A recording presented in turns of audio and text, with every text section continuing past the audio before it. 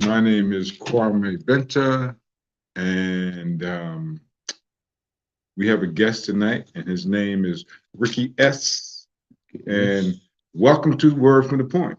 For those who do not know, we are located right here in Richmond, VA, and this show is we're going to be talking about the war on drugs, and this is like a continuation of last week's show.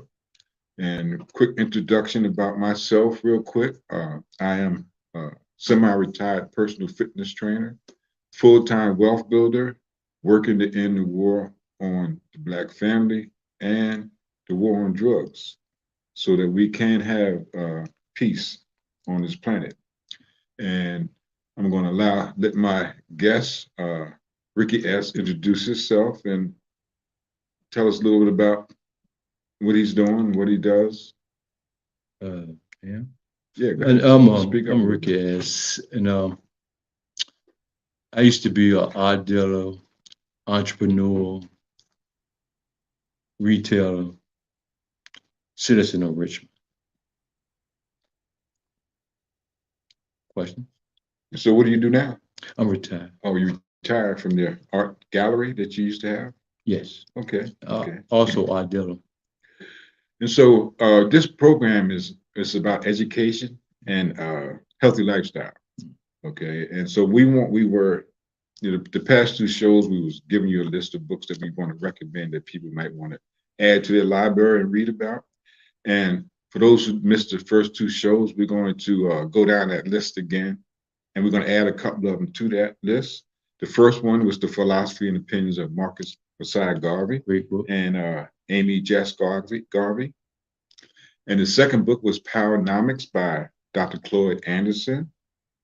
The third book was called The Creature from Jekyll Island by C. Edward Griffin. The fifth book was called The Vanguard, The Advanced Detachment for the African Revolution by Chairman Omali Yeshitela of the African People's Socialist Party. The sixth one was The New Jim Crow, and we're going to be talking about that book by Michelle Alexander. And we're going to add, we also had The Destruction of Black Civilization by Dr. Chancellor Williams and The Black Holocaust by Dale Jones. And this week we're going to add a couple of other books to it. We're going to add this one right here called The Philosophy and Opinions of Marcus, not the philosophy, A Message to the People, A Course in African Philosophy by Marcus Garvey. Get that book. It's called The Message to the People, Course in African Philosophy by Marcus Garvey, edited by Tony Martin. And this one right here is called The Wretched of the Earth by Frantz Fanon. Wretched of the Earth by Frantz Fanon. And to tie into our program today, this one is called The Emperor Wears No Clothes by the late Jack Harrer. The Emperor Wears No Clothes by Jack Harrer. And I'm going to read real quick on the back of this book, which it's a $100,000 challenge to the world to prove us wrong. If all fossil fuels and their derivatives, as well as trees for paper and construction, were banned in order to save the planet, reverse greenhouse effect, and stop deforestation, there's only one known annually renewable natural resource that's capable of providing the overall majority of the world's paper and textiles, meet all the world's transportation, industrial, and home energy needs, while simultaneously reducing pollution, rebuilding the soil, and cleaning the atmosphere all at the same time. And that substance is the same one that did it all before: cannabis, hemp, also known as marijuana. So, Rick, Yes. tell us, uh, you grew up in Richmond, right? Yes, I did. Uh, Tell us, what is your memory of the war on drugs in the Black community back in the day? Back in the day. Before it became official war on drugs out there, we started Nixon. So, Yeah. Mm-hmm. um, it was always the cops in the neighborhoods, um, you know, I grew up in public housing. So I grew up in one of the worst areas of Richmond, considered Jackson Ward, then Mosby Court. And we had gotten so accustomed to the war on drugs, meaning whatever the cops wanted to do, we took it. We thought it was normal. So they was harassing you. Oh, you couldn't walk down the street, and if they wanted to stop you, they stop you without probable cause and frisk you, search you. Like the New York stop and frisk that they had for many years. Yeah, they just put it on label in New York, but here they looking for a 400-pound guy. See me, I'm like 150, and they'll search me because they can't find the guy, and I'm about 16. You know what I mean? So I'm gonna take my issues with the legal justice system was when I grew up in Mosby. The city jail was like 4 blocks down the street, and then the youth center, like baby jail, was right around the corner, and all the projects were. A lot of the projects was located in that area. Right. So all they had to do is get a little bus to take us to jail, right? So every day I woke up, I live on a hill. I actually look back and I see that jail. And at that time, man, I just the war on drugs was like. About how old was you about this time when you was in the projects? When you came to that awareness that the police was, basically out there Doing what they want to do. Yeah. I was like, I'm gonna say about 15. Okay. Yeah, Okay. yeah. Man, like I said, the war on drugs was like they was keeping us what they call perimeters.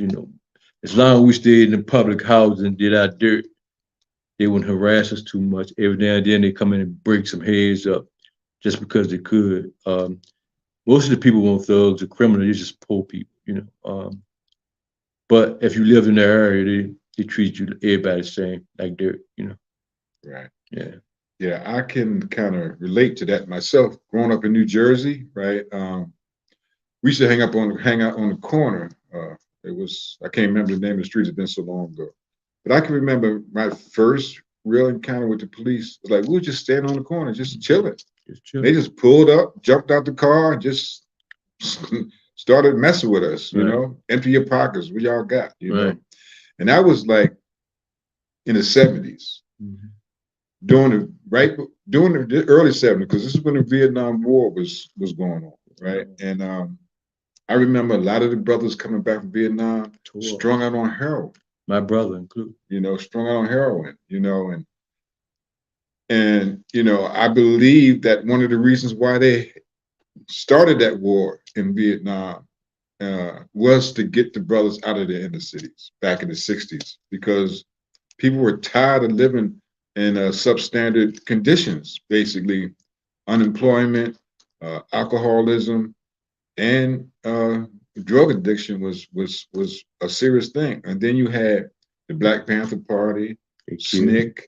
You had all these organizations that were, basically fighting for respect in the Black community and protection of Black community from the police. Matter of fact, the Black Panther Party original name was the Black Panther for Self-Defense. Against the police harassing people. Right. Yeah. That's it. And it continues today. Right. Because, I don't know all that happened with this brother that died in Central State. I don't really know all the details and everything. Which is the hell on it. But it was the police department that basically, Sheriff Department of Henrico, I think it's like 7 of them are been charged with second-degree murder. And now they're bringing in the usual suspects, Crump and what's his name, Sharpton. Just to preach. Yeah, and it's not going to change anything. It's going to continue. It's going to be another one and another one and another one. We have been demonized through the media. Right. When they look at a Black man, all of a sudden, we're basically criminals. Right. I'm going to read something real quick. This is a quote from John Erckman, who was the domestic policy chief for Richard Nixon. All right. He said one of Nixon's top aides said that the war on drugs was created as a political tool. The Nixon campaign in 1968 and the Nixon administration after that had two enemies, the anti-war left and the black people. You understand what I'm saying? He says, we knew that we couldn't make it illegal to either be against the war or black, but by getting the public to associate hippies with marijuana, right, and blacks with heroin, right, and criminalizing them both heavily, heavy. we could disrupt their communities. Erickman said we could arrest their leaders, control their strongmen, raid their homes, break up their meetings, and vilify them night after night on evening news. And did we know that we were lying about drugs? Of course we did. Right. So the war on drugs is not a war on drugs. It's a war on the anti-war movement back in the 60s and the black people in the 60s. And a side note, this past weekend, they had a anti-war demonstration up in Washington, D.C. No local news covered it. No national news covered it, right? And it was basically, the title of it was Fund the People's Needs and Not the War Machine. See, the United States is really a war machine. There's never been one time that I can remember when the United States wasn't at war. Or involved in the war. Yeah, one way or another. From day one. Right. When they first came here, they declared war on indigenous people. Wiped them out. And where are they at now? Gone. They're on what they call concentration camps. Reservations. I keep saying that, but that's basically what they are. Right. You know, concentration camps. Yeah, so did you ever do any time behind drugs or anything like that? Yeah, well, I did some time. It might have been drug related because I hit a fine. And back then, it was a fine like for some marijuana or something like that, right? Okay. And back then, you could go to court and they would give you a continuance. Like every week, if you had the money, you said, well, can we continue, to I get some money. As long as you show the court. And one day I go in court, like any other time, and the guy said, no, I got 5 kids. I think he's a redneck judge. I'm gonna say it, but that's how I felt. Right. His face puffing and turning red. He said, no, I'm gonna give you some time. I said, for what? Cause I ain't got no money for no fine. And man, saying like 6 months or something. You know what I mean? I'm like, wow. And the funny thing, the ironic thing about it, when I got out of jail, the fine had doubled. And I had to work for them for nothing. Now, I thought if I did that at a time, which they could have had back then. It would cover the expense that would pay for the fine. Right. I thought that paid for the fine because I just sweep the, halls and stuff. I said, they ain't pay me no salary, so this paid for the fine. But when I got out, it had doubled. Wow. Right. That goes back to the peonage laws that they had back in the day, where right after the Civil War, they came up with these laws, these vagrancy laws, and black people to say if you were doing nothing, they could arrest you. If you just walk around the street, you can get arrested. You get arrested. And then what happened? They fine you, and if you can't pay the fine, you could never get out of jail. Right. So you'd be a free slave. Right. So they won't be a free slave, but you'd be a slave. It was slave labor that they was using in the prison that they still do today. Yes. So not much has changed. And like Virginia, I'm gonna use Virginia for example of like the criminal justice system. Back in the rural areas, they won't farm no more, right? It was no tobacco, cotton, whatever. That was like overseas somewhere. So in Virginia, they built about 4 penitentiaries. And you know what they were gonna do with them 4 penitentiaries. There's gonna be a lot of us up in there. I was like the guy that stole a case of tuna fish. Wow. You know what I'm saying? And it's a cycle because a lot of times for us, we kind of, I don't know, say we blame ourselves, but we accept it. We don't question. We've been so conditioned to take it. And, I mean, I could go on and on about that, but also about what you were saying about Nixon and things. I did a little research myself on that. It's like, it started right after slavery by these laws that were like called black codes. Black codes, yeah. That's what they were called. And if you were just lowering, that's a jail offense. Yeah. And once you got in jail, they used to hire you out to like factories. Factories go make money off you, free labor, and they would get it back to the state or whoever, right? And it was going on, but we didn't have no clue to how to do anything about it. We knew something was wrong. We could feel it, We but didn't have the power we have no power. because we couldn't own guns. Right. Now we can. Unless you got a felony. Yeah, and half of us got felonies. And they give us felonies when we could have got the misdemeanor, so that if you get caught with a gun with a felon, that's an automatic prison time. Did you know half my life I was trying to duck in the felony? Now I hear like misdemeanor, but half my life I was trying to avoid to get a felony. Yeah, most of us do, but unfortunately, the system is designed to try their best to give every brother on this planet a felony, True. Well, not on the planet, but here in the United States. Right.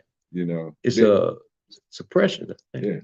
Let me read something again, another little something right here. It's called the 13th Amendment. This is on your Constitution of the United States to show you that slavery never ended in the United States. This is just one form of slavery that we have. And it says neither slavery nor involuntary servitude except as punishment for a crime, whereas the party shall have been duly convicted shall exist within the United States or any place subject to their jurisdiction. Key word is except. Neither slavery nor involuntary servitude except as punishment for a crime. So what do? They create laws to target a certain group of people, just like the Nixon administration did, right. Hippies and blacks. Right. Black they criminalize a common activity of us, or a common activity they think the public, they project the public image of hippies with marijuana. Every day on TV. Blacks with heroin. Yeah. Every day, the media. Yeah, and unfortunately, the media is controlled by the powers that be. And they want to continue this narrative that, black people are criminals, that war is a good thing. Right. When basically we're engaged in a war. The United States is really at war with Russia right now. Right. Using Ukraine as a proxy, the West killing, civilians. 500,000 people have died so far. Yeah. But they just talk about the good man, the bad man, the good man. It's going to be a new world after this war. Yeah, it looks like that because, Russia and China do that. Two states just met yesterday. Africa, yeah. BRICS. Yeah. But getting back to us, our cities right now,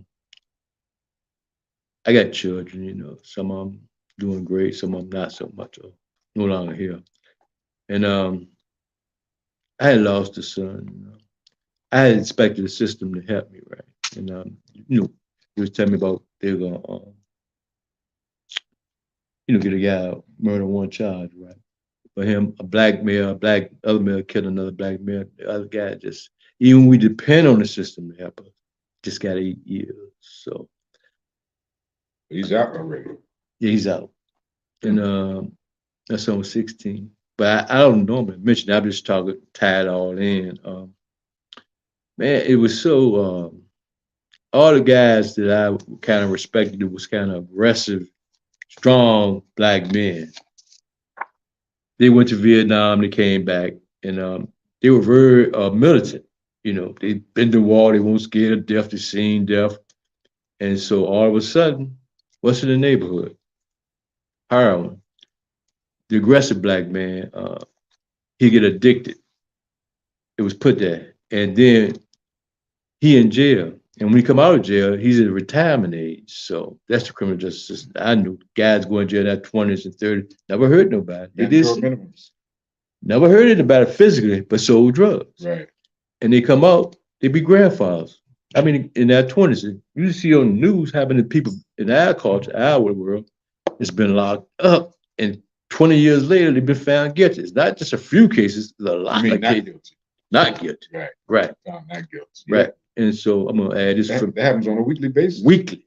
Yeah. And if you don't have some kind, you still, even if you're black and you ain't got a lawyer, a paid good lawyer, you might stand 50-50 50-50 chance. But if you poor and you black and you go in that court without any kind of this or that, you going to jail. And some of your paid lawyers actually working for the prosecutor too. They do. Depends on who you are.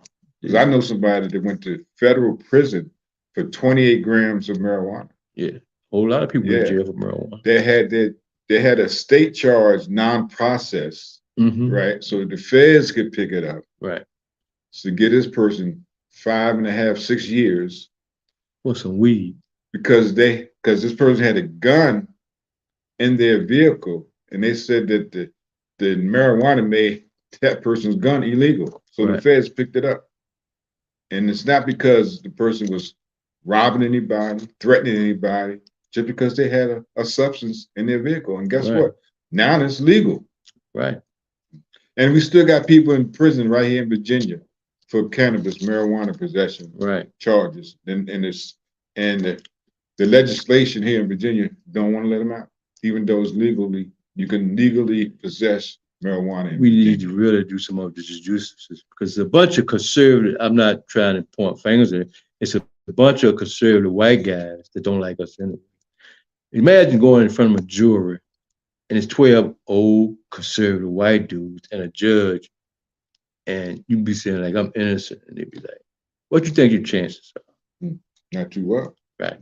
You know, but they're gonna find a way to circumvent the law. Like Let me read something out of this book called From the New Jim Crow. This was a Human Rights Watch report in 2000 that in 7 states, African Americans constitute 80 to 90% of all drug offenders sent to prison. True. In at least 15 states, blacks were admitted to prison on drug charges at a rate 20 to 57 times greater than that of white men. Just 12% of the population. In fact, nationwide, the rate of incarceration for African American drug offenders dwarfs the rate of whites. When the war on drugs gained full steam in the 1980s, prison admissions for African Americans skyrocketed, nearly quadrupled in 3 years. In 3 years. When increasingly steady until it reached increasingly steadily until it reached a level in 2000, a level more than 26 times the level in 1983. The number of 2000 drug admissions for Latinos was 22 times the number of in 1983 admissions. Whites have been admitted to prisons for drug offenders and increased rates as well. The number of whites admitted for drug offenses in 2000 was 8 times the number admitted in 1983. But the relative number was small compared to blacks and Latinos, although the majority of illegal drug users and dealers nationwide are white. 3/4 of all people in prison for drug offenders have been blacks or Latinos. In recent years, the rate of black imprisonment for drug offenses has dripped somewhat, declining approximately 25% from their zenith in the 1990s. But it remains the case that African Americans are incarcerated at a grossly disproportionate rate throughout the United States. I got a question on that. How come the federal government has a 100% conviction rate? Oh, that's because most people will plead because they stack these charges on top of them, and they tell them if you found guilty, this is how much time. If you go to trial, we're going to give you the max. So they cop out. So they take a lesser amount. Even though they might not be guilty. A lot of them cop out, you know, because they got this thing called conspiracy, where you didn't have to even do anything. You just talk on the phone. Yeah, you could think about it. It's a thought crime. It's a thinking crime. Or you could have just been implemented. Somebody could have said, well, or you've been your sister or your brother, you just ran. Yeah, conspiracy charge. A lot of brothers went to prison just on conspiracy alone. So just real quick, for those who might be watching this, you can call in if you have any questions or comments. The number is 804-646-7172. Again, the number, if you want to call in, we're broadcasting live from the studio here in Richmond, Virginia. The number is 804-646-7172. Just call. We want to get your opinion. You know, what do you think about the war on drugs? Do you think it's a war against the black family? Or the criminal justice system, period. Yeah. What are your thoughts about the criminal justice system that we basically are the world's leading prison population on the planet. And it's supposed to be the land of the free. Kind of strange, isn't it? Yeah. We have more people in prison than China, and they got more people, way more people than we do. 1 billion more. Yeah. So I think it's got a racial context to it. Yeah. Yeah. Definitely. And when I think about, our conversation, it seems like a lot of people go to prison because of economics, because of the lack of resources, available to them. No job. I know right now there's probably a lot of brothers in prison here in Richmond for not being able to pay child support. That's a new way to lock brothers up, because they know that a lot of brothers can't find the jobs to pay. Not that they don't want to pay and take care of their children. They can't get They just can't get the jobs. The jobs aren't available. And a lot of jobs are going to be eliminated. Tyson just closed, or they're going to close. That's about 700 jobs locally. Amazon is about to lay off 9,000 more people. So this thing called artificial intelligence is going to eliminate a whole lot of jobs that people have now, that require physical work. Right. Because that's probably one of the reasons why Amazon is able to lay off so many people now, because they got robots doing the work. 7,000. Yeah. So, at one time. And they're coming out with self-driving trucks pretty soon. Self-driving Ubers. I kind of like it. Yeah. Well, you're not. But you don't know. I mean, some of them, there have been reports of some of these vehicles losing, these self-autonomous vehicles crashing. But, technology might catch up with it. But that's the way it's going to go. Look like we may have a call here. Yeah, call it. Okay. All right. Let me see how this thing was. It's been a while since I've done this here. Let's see. Oh. Hello, you're on local cable. What's your name and where you're calling from? You have a question or comment?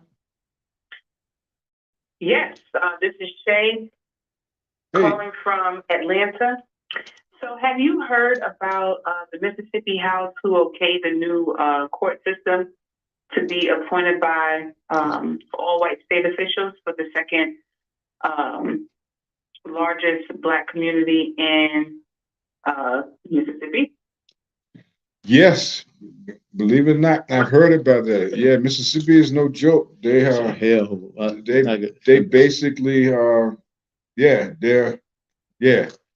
I don't know all the details on it, but I understand that the state is going to assign the judges and the police, who's going to head to the police department and all that stuff. And so they're taking all the powder. You can't get voted anymore? Like if you're in the Black community, you can't get a Black chief? They're passed some kind of law where they can appoint the judges and the police officials and all that stuff, right? Is that what you're talking about? Yeah. I'm actually reading an article where it says that the mayor, where it's pretty much 80% of the city residents is Black, where they're Black, reports that it reminds him of apartheid. So, just thinking about how, we've been subjugated, and now we're having court systems that are, taking this stance. Would other cities and states follow suit and strive to do, the same thing to keep the war on the Black family, in particular, ongoing? Yeah. Thank you for taking my call. Thank you for calling. You have a great day. You too. What was it from? About Mississippi? And the judicial system, how they try to, like, people in some places can vote the sheriff in or the judge in. Yeah. So they might have was able to do that, but the state legislature have passed some type of law where now they can't vote them in, and they're going to be able to appoint who they want to be the judges in their district and who's going to be head of the police department and so forth and so on. So taking all the power out of the voters and putting who they want in it. Yeah. So it's like, the more things change, the more they stay the same. Right. Slavery didn't end; it just was redesigned. Right. Basically, it was those people that were incarcerated during those times, during the peonage laws days. A lot of them ended up dying because it was easier to they were treated worse than the Africans who were enslaved Right. before 1865 because they were easily replaced. Right.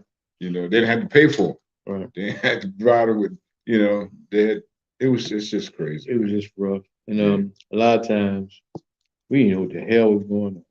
We just accepted, you know. I think me and him got a lot of scars over the years, and we were just regular guys. We weren't like out here gang banging, doing this and that. We was just walking the streets, breathing air. And I've had guns. I'm not gonna bring this. I don't know if it's related, but I had police pull guns on me from just walking out the door for no particular reason. And I knew if I said someone got a little aggressive, I was dead, man. Now I got two sons. I worry every time they go out and drive. One son he driving 40 and a 36, and I worry about them because I kind of almost know what to do in that situation. They came up better. They had a better lifestyle than I had, and thank God. I still worry about them though, being black youth, black males, and now it's just not the black males, it's the black females too. Yeah. Right.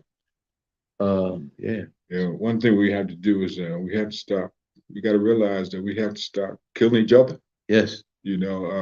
Unfortunately, it's a lot of young brothers out here that really don't know who they are. So and we've been taught to hate ourselves. True. And a lot of times, not to say this, be with these criminal guys or gangsters, but some of them guys, so I'm not gonna say it, so effed up. I ain't gonna say all, but some of them deserve to die. But that's just my opinion. So don't draw twist that out of context, right? Because I'm from the street, so. You mean by the state?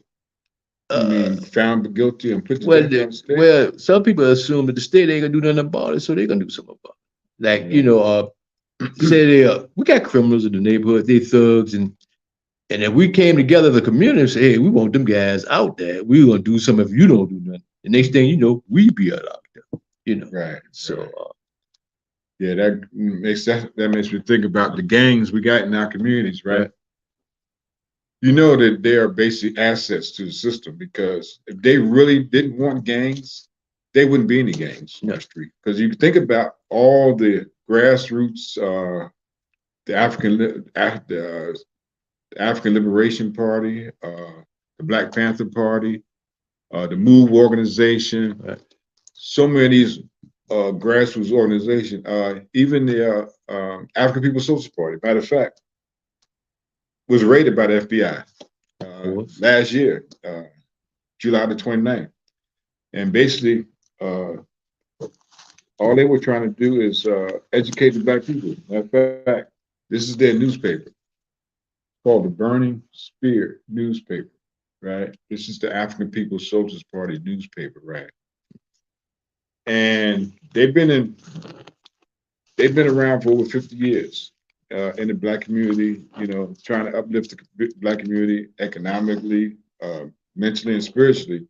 Well, now they're under attack by the government because they're trying to say that they have something to do with Russia, that Russia is funding them and stuff like that, that Russia is helping them out. And they really anti-Russian there. So it's like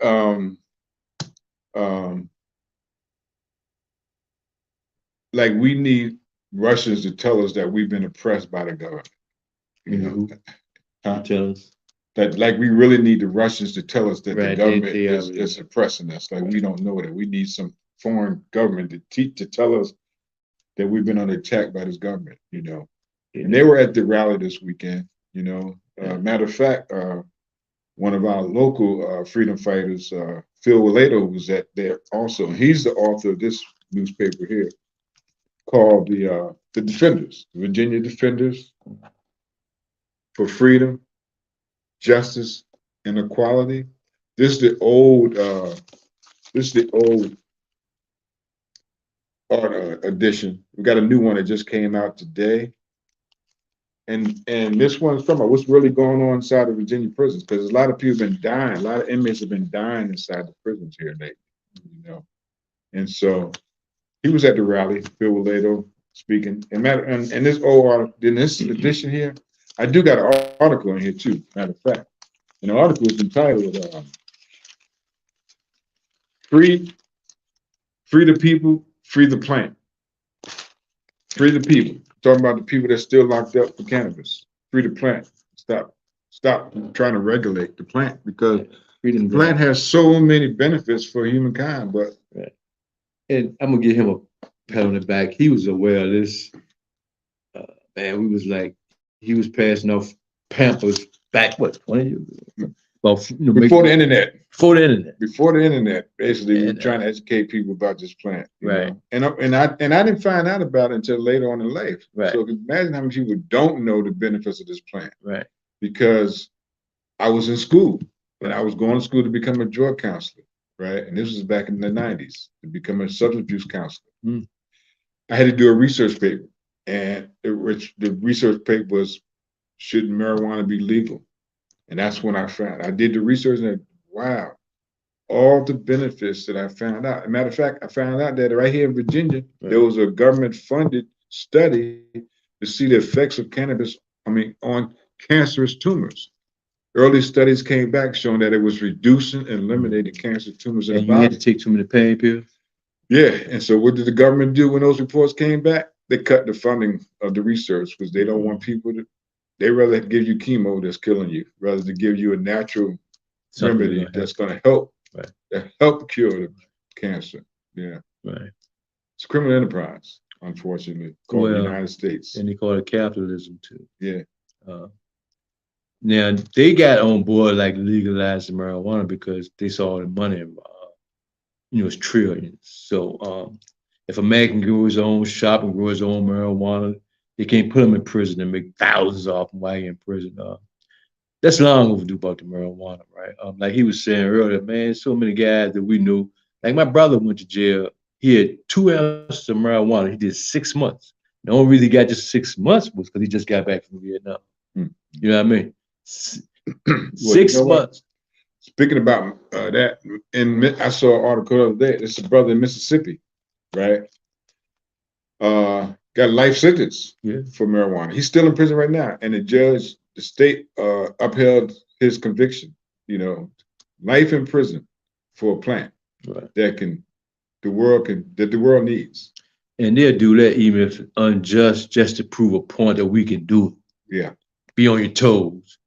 You know what I mean, man? The jail system, man. Like when I went to jail system, there was some actual criminals in there, but most of the people were just poor people, man. They were just poor people. Economics. And it was just a matter of fact, most of the people was in jail guys that were in my neighborhood. They won't really no hustlers or gangbangers. A lot of them had addiction problems. Back then, if you got caught with heroin, say personal shot, you did 5 years. Now, since it creeped out to other communities, it's a disease. Right. It's a lot of people in jail for drugs. I'm not going to say they didn't have a drug problem, but it's addiction, and so it's a mental thing. It's a mental disorder, especially if you've been doing it for years. These guys doing a whole lot of time for that. And they're not getting no treatment. No treatment. And they come back out broke. Same guy they was when they got in there. Yeah. Just older. Right. Yeah, just older. With less opportunity. Less opportunity. Because now they got a record. Right. They've been out. No driver's license. Right. Yeah. Because you can't pay the fine. You can't get the license. Child support adding up. Yeah, man, it's a vicious cycle, and the women don't realize that, when you're taking these men to prison, to court for child support, you're basically working against your own best interest of your children, basically, because now, if they go to jail, then they can't be there for the children, need to find a way to work it out, to sit down and talk. Well, what can we do to provide for these children? My theory is just, if he ain't got the money, and a lot of people are against it. If he ain't got the money, what can he do? If you get a job, you got a Social Security number, then you get the money. If he's not working, what can he do? So I go to court. I don't have to pay it no more, but I used to go to court, and man, I was scared to death of that court. You know what I mean? Because these people had control of my life, man. Yeah. Who wants to be in prison? but this is a prison country. This system is designed. Especially the poor people and black folk. Right. You Yeah. know, Which brings me to something off topic. Uh,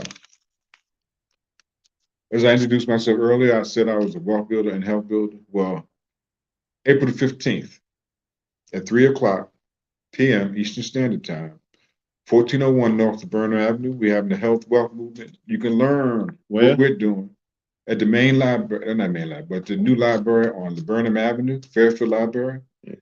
1401 North Laburnum Avenue. We're going to have What's the date again? April the 15th. Okay. We're going to be talking about how you can outpace inflation, how you can put your money to work for you so you don't have to work until you can't work anymore. Right. So we want to invite you to come out and learn what we're doing. You know, we're not going to give you no financial advice. We just want to show you what we're doing, because wealth principle number one, which most of us didn't learn because our parents couldn't teach us, was to pay yourself first. Right. A portion of everything that you earn should be yours to keep beyond your lifetime. So if Right. you're saving paper dollars, you're losing because of inflation. That's just, numbers don't lie, you know. And so back on the topic that we're talking about with the war on drugs. The war on drugs has devastated the Black community in so many different ways, you know. Families We still suffer. against family because one believes that you should be in jail and the other believes you should have treatment, Right. you know. Yeah, and the sad thing is that the federal government, you know, and I kind of talk about marijuana a lot, and I don't even like using that word. I'd rather use the word cannabis, but I talk about that a lot because that's the most commonly used illegal substance by Black people, right? And it's been used to lock us up, you know. And there's a federal, and the federal government classified as a Schedule I controlled substance, which means that it's worse than cocaine and fentanyl. You know, that it's like highly addictive, and that you can die if you use it, which is a bold-faced lie. Right. But it's still on the books. It's still considered a Schedule You I don't say that controlled about substance. alcohol. Alcohol kill more people than Yeah. any substance in this country. Second to tobacco. That's bad. That's right. Yeah, and that's legal. That's legal. You know, and it's like, Man, anybody going to drop jail them for that? laws about marijuana, man. Let that stuff go. Let stuff. This is a new day. Let the people smoke. That's what I'm saying. Let them kids smoke. It's better than you never hear a guy in a car say he had a car accident because he weeded up. Right. It's always a drunk guy. Yeah, alcohol causes violence. You know, I Yeah. remember in this book, The Emperor Wears No Clothes, they talk about like during World War II, they used that to say that marijuana made the soldiers not want to fight. So that's why they had to make it, you know. You they want to had- fight when you had, you want to just chill. Right. Yeah. And then later on, they said make you violent. Right. They use it. So it's like they just whatever they want the public to know, that's what they put out there. And even when it's wrong, they know it, but they'll set on it for 100 years Mhm. until they be like, oh, okay, he was wrong. Man, So much we don't know. right. So Yeah, and that's why we start this show off each time by giving you a list of books that we highly suggest that you read. everything in the world is in a book. Yeah, All the information in the world is in a book. in a book, you know. In a book. So, yeah, knowledge applied is power. And apply a little discipline, Mm-hmm. you know, and stop being like self-fulfilling. Put things off till you get where you want, and then, you know, pay yourself. Enjoy yourself. Right. Right. Much time we got? Oh, 10 minutes. okay. Another topic you want to talk about? No, we're going to continue to talk about this unfortunate war on the Black family. You know, Okay. Well, I'm gonna touch on that. Okay, say for instance, war in the Black family. mhm. You got a son, young man. He loves his wife. He loves his kid. You know, he wants to be part of family. The fellow, say he loses his job. Mhm. Everybody loses that job. The federal government tell that young lady he can't be here if he's not working. So it forces the young lady to say, well, I gotta look out for the kid and I gotta have me a home. And that young brother, he ain't got nowhere to go. A lot of times he go to jail. Like he was saying earlier, our women need to understand how these laws affect every man. If he got it, wants to take care of his child. Every man in his right mind, that is. But how can you get out of jail? You know, you owe child support, you've been locked up, still, you know, double, triple. Yeah, and then it continues to go. Then they add interest on it. Right. You know, if they're on public assistance. So the state is the mob. What they want, 10%, 20%? That's how the mob do. Yeah, they get a cut interest too. Yeah, yeah. It's like interest on something, and it's just it's criminal. You know, criminal. It is. But and then just if you don't believe us, just go to any court. Mm-hmm. Who you gonna see then? Mm-hmm. You see a bunch of poor black folk, a few That's criminals. Right. Yeah, we all got criminals, but on the average, I go there and it's like, guys, man, the guy ain't got a job, the guy ain't got a place to live. Mm-hmm. Yeah, the federal government destroyed the family because all the men are gone out the community and women run homes. By the time the boy 15, mama can't handle him. Right. You know what I mean? It's by design. It's by design. The federal government. Yeah. Yeah. And the state. And the state. Let them families stay together. Yeah. Virginia is second to Texas, I believe, as far as discrimination and racism, as far as their system is concerned. Well, Virginia got a track record. What, they've been here the longest, right? Yeah, but you know, they got it down to a science. Texas ain't no joke. Either. Yeah. Texas is Virginia on steroids. You got a lot of conservative racists moving to Texas and Florida these days. Yeah. Florida got Santos down there. He's crazy. He's And then what you talk about? Race theory? The word woke theory. Woke theory is just a documentation of how the oppressors, the plantation owners, the slave owners did black folks. It's not a theory, it's a fact. Yeah. But they use that woke as a political thing, be like, it's really based on black folk that's been oppressed, and they just they call it a theory, not a fact. But it's about oppression. Critical race theory. Right. That's what they call it. Critical race theory. And you can't teach that. You can't teach facts. Well, they're not even, it's not even critical race theory. It's just history. Right. And they don't want the children to know just the what happened. Yeah. Right. They want to hide what really happened. And it's like, we know that you didn't do it, but it's something that you need to know about. Like so George Washington. So that we can work on repairing, because the black family still is suffering from what happened 100 years ago, because, when brothers came back from World War I, World War II, they couldn't get they couldn't go to school, they couldn't eat in the restaurants, they couldn't do nothing. Or put their life on the line. Or get what was it called, the Homestead Act, where they could go, where the government would help them borrow so they can purchase a house. It's funny. We couldn't do that. So that was able to, generational wealth was passed down to generation, but we missed out on that. And then they got us to sell our land with the grandma and grandpa. Another thing, I'm from the little town my mom's from, Clarksville. They put together a union because the federal government won't, like, if you had a bad year in crop, the black folks won't get no money. Right. But everybody else around them was getting money.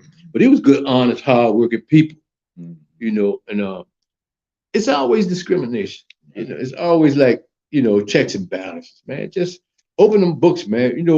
Black man, I'm not saying about Americana, but man, you got us at that table, man. Or separate. So that's what I'm saying. Right. Yeah. Now, for those, some of this is streaming on Facebook. Right? And if you see this right on YouTube or whatever, please put a thumbs up, subscribe to our channel. But you also will see scrolling at the bottom of this broadcast a website called Blackspeeds, and you'll see a link where you can register an account on Blackspeeds. And for those who do not know what Blackspeeds is, it's a social media platform like Facebook, Twitter, LinkedIn, but it was created for us by a brother named Dimitri St. Pierre. What's his name again? Dimitri St. Pierre, brother from Haiti, who lives in Carolina right now. But you don't have to, but if you go to this website and register for your account, you can earn what we call B-Miles, which is points where you can redeem for rewards on the website. Plus, you don't have to worry about being censored for putting the truth. Like on Facebook, I've got notifications from Facebook for stuff that I posted 5 years ago that they don't cover it up now. Right. Okay, because they don't want the people to see pictures of people being lynched. Right. They don't want to You know what I'm show the internet. They want to kind of control that now. Yeah. You know, freedom for information. Censorship is real. It's very real. It's very real. You know. So I just want to give a shout out to all the independent media outlets that's trying to get the truth out to the people, because I don't even know how the regular news people on TV can go to sleep at night, because all they do is lie, and entertain us. Right. You know, that's what it's all about. A bunch of lying professors on TV telling the same lie over and over and over to become the truth. And giving us the illusion of inclusion. I mean, you know, you can go vote Democrat, vote Republican, and it's like both of them are controlled by the powers that be, by corporate America, by Wall Street, and the big banks. And the media is definitely in with that team. Aldous Huxley. This is a quote from him, okay? And it goes like this: the perfect dictatorship would have the appearance of democracy, but would basically be a prison without walls, right, in which the prisoners will not even dream of escaping. Right. It would essentially be a system of slavery where, through consumption and entertainment, that the slaves would love their servitude. And that's the system that we're under. You know, you got the Oscars, you got the Emmys, you got daytime soap operas, you got game shows. Diversion. And if you watch evening TV, they're all about police. You ever notice that? They're all about different police departments here and there. It's like, and it's like the programming is deep, you know. We call that the tell a lie vision for a reason, because it's basically giving you a make-believe world that you think this is the way the world is supposed to be. Young people are catching on a little bit. The internet has more information than, you know, the TV is just, you ain't gonna learn it on TV. You know, it's just set up to, you know, control you basically, really. Go to work, eat, come home and watch TV. You know, that's one reason why they want to try to ban TikTok.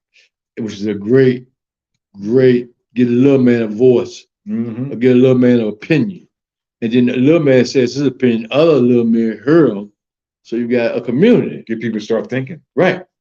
So because the education system is not designed to give us an education. And if your politician want to vote against it, vote them out.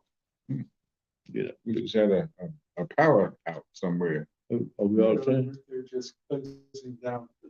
Oh, okay. Peace, folks. Okay. You know, still got what 3 or 4 minutes. We still got 3 or 4 minutes here. So, like I said earlier, April 15th, come on out to our live presentation that we're having at Fairfield Library at 3 o'clock. What's that? So you can learn how we are showing people. What you said that was again? Fairfield Library. Okay. Address is 1401 North of Burnham Avenue. Okay.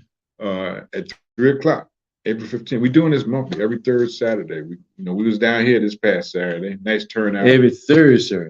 Every third Saturday. Yeah, we're doing a live presentation to show people how they can outplace inflation, because inflation is robbing you of your wealth, basically. If you got your money sitting in the bank and you see the banks are in a little trouble right now. They get ready, something will happen to the bank thing. So, you know, this brother next to me, he knows he's got little precious metals, because he knows that dollar bill is, you know, always have you some precious metals. It's just made out of cotton. Right. You know, we've been trying to tell people for quite a few Don't years. Get the gold chain, get the gold block. Yeah, you need to have physical gold in small transaction friendly weights, so they will have a place to store their labor. Right. Because the dollar is going to continue to lose its value. So if you're saving it, you lose it. And that's just a fact. Some hard times, hard currency. Right. Precious metals. But we're going to be talking about the new technology called blockchain technology.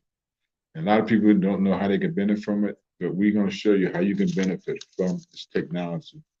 That's, you know, it's not a get rich quick overnight thing, but it's a way to slowly build up so that you can protect your family's financial future. Information, people. Okay. All right, so we're going to, you got any last words or anything like that? Well, my last verse is this brother here, we go way back. Well, what I'm trying to say is he's trying to help somebody. You know, I'm not as enthused about it as he is, but I know it's more than years, and he's trying to help people. So if you hear him or see him or whatever, you know, give him your ear or y'all communicate. For me personally, I like to say hello to my fam, shout out to my sons. May Allah and God bless you and spiritual. Get Marcus Garvey book. That's a mandatory book, almost like the Bible. What's the name of it again? Course in African Philosophy. Yeah, get that book. That book should be in everybody's table. Yeah, Course in African. This is old. I had this for a while. This is the book. Get Course that. in African Philosophy. And you know what he says in the first chapter on this book? Right? The first sentence in this book. You must never stop learning. The world's greatest men and women were people who educate themselves outside of the university with all the knowledge that the university gives. You have the opportunity of doing the same thing the university student does. Read and study. Study and read. It's very important. Everything's in the book. Yeah, they said if you want to hide something from a black man, just put in the book. Unfortunately. And books online too. Technology, you get a book on technology now. Yeah. You can actually go to YouTube now. If you don't like to read, you can listen to books. They can listen, they tell you. Yeah, you can listen to books. So until next time, we'll be back here again next week, same time. My wife will be back. She's down in Atlanta. She'll be back. She'll be my co-host. And I just want to thank my friend Rick S. for showing up. I appreciate the time that he took out to come and share some of his experiences with y'all. Hopefully you got something out of this program. But I'm hopeful too. And we want you to learn to love yourself. Love yourself. Honor your temple. Honor your temple because it's the only place you have to live. Take care of it. That means your body, folks. Yeah, temple your body. Yeah. So until next time, I want to say peace, power, and love. Right.